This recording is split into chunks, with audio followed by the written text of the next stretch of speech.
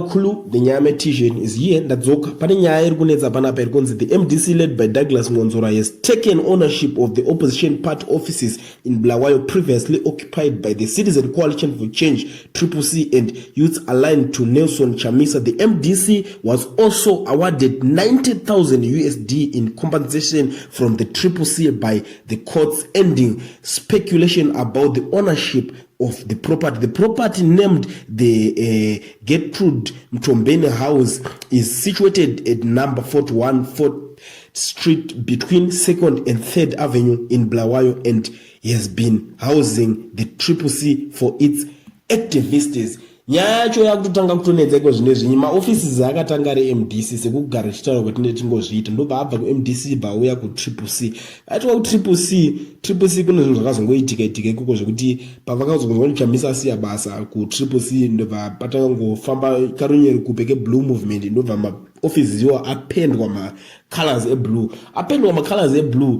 vanhu vatanga kuti yakunzi blue movement zvadaro ndobva patanga kuzonetsana shaba ngobva kuti no maoffices iwo ndangu isusu kuno kuCCC hatitambe tichidaro bvadzosera mapendwa futi yellow zvadaro abva payellow ipapo Ngonzora ndobva ona kuti apa ndinogona kungobuditsa pena kana kungobuda something ndobva aenda kunorwisa nyaya yacho Ngonzora bva awina maoffices iwayo because aita kuti alright kana izvi zvekuti iwo chabangu kuti ndiye CCC yakatangwa 2 years ago maoffices aya ndiye kudhara saka maoffices iwayo ndiye MDCT ikongonzora ndo yakabva yawiniswa nyaya but yawiniswa kudaro chikuzonyaya ndikuzonzwa pakunzi vakabva varewardwa 90,000 USD nemacourts pana ndo nyaya ndiri kuona iri kuzondishamisa Ngonzora asisiri politicians guys.